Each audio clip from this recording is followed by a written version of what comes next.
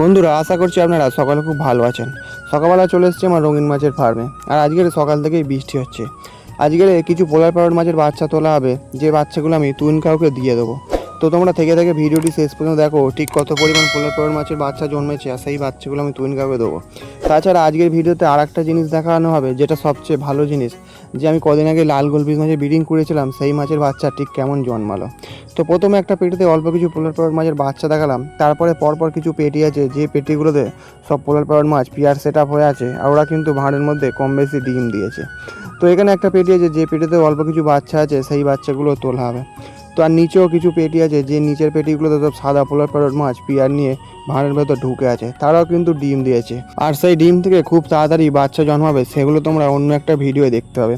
তো পোলার প্যারট মাছের বাচ্চা আমি তোলা আরম্ভ করে দিয়েছি। কিরমভাবে তুলছি দেখুন বন্ধুরা, একটা গামলির মধ্যে ওপরে একটা নেট দিয়ে দিয়েছি, আর ওপরে পেটি থেকে পাইপের মাধ্যমে জল চলে আসছে। মাছগুলো সব তলায় চলে যাবে, আর জলটা ওপর থেকে বেরিয়ে যাবে। দেখুন পাইপ মধ্যে কত মাছ কিন্তু চলে আসছে অলরেডি। এটাকে বলে সাইফুনের মাধ্যমে পোলার প্যারট মাছের বাচ্চা তোলা। তার কারণ এত ছোট মাছকে যদি আমি নেটের মাধ্যমে ঘষা খেয়ে তোলাই, তাহলে মাছগুলো ক্ষতি হয়ে যেতে পারে। তো দেখো মোটামুটি আমি মাছ কিছু তুলে নিয়েছি গামলির মধ্যে।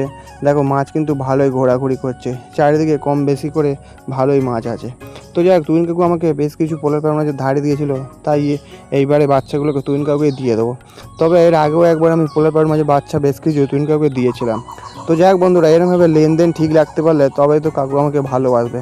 তো দেখো মোটামুটি এবারে মাছগুলো ভালোভাবে বোঝা যাচ্ছে, গামলির চারিদিকে ভর্তি হয়ে আছে। তারপরে মাছগুলো প্যাকেট করা হয়ে গেছে, এবার মাছগুলো সব কাকু নিয়ে চলে যাবে। আর কাকু এসেছিলো, কাকু মনে হয় বড়ো কাছারিতে পুজোয় দেখেছিলো কপালে ত্রিশূলের ছবি। তো যাই হোক, কাউকে এবারে মাছগুলো দিয়ে এবার আমি চলে যাব ফার্মের ওই কোণে, যেখানে আছে গোলপিস মাছের বাচ্চা, সেইগুলোই আমি তোমাদের এবারে দেখাবো। দেখো যে পেটিগুলোতে গোলপিস মাছের ব্রিডিং করেছিলাম, তোমাদের দেখাবো বলে মোটরটা আগেই বন্ধ করে নিয়েছি। এবারে গোলপিস মাছের বাচ্চা কিরম পেটির কোণে গিজ গিজ করছে দেখো।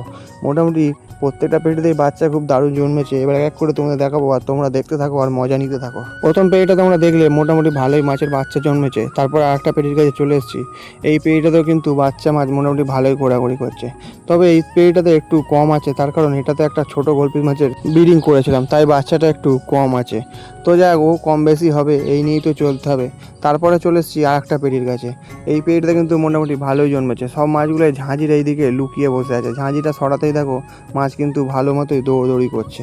তো মোটামুটি এই পেটিটাতেও ভালো জন্মেছে। তারপরে পাশের পেটিটাতে সবচেয়ে বেশি মাছ মনে হয় এইটাতেই জন্মেছে।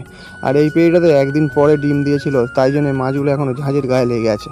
তো বন্ধুরা, প্রত্যেকটা পেটি থেকে আমি এবার ঝাঁঝিগুলো তুলে নিয়েছি, শুধুমাত্র একটা পেটি থেকে বাদে। এবারে মাছগুলো কেমন দেখা যায় সেগুলোই দেখাবো। দেখো এই কোণে কিন্তু আর ওই কোণে গোলপিস মাছের বাচ্চা ভালো মতোই গিজ গিজ করছে। আর এখানে ঝাঁঝির ওপরে তো মাছ প্রচুর আছে, যেহেতু এটা একদিন পরে বাচ্চা ফুটেছে, তাই এদেরকে পরের দিন ঝাঁঝি তোলা হবে। আর এদিকে যে নীল কালারের প্লাস্টিক দিয়ে পেটিটা ছিল, তাতে কিন্তু প্রচুর বাচ্চা দেখা যাচ্ছে। দেখো ওপর নিচে করে বাচ্চা ভর্তি হয়ে আছে।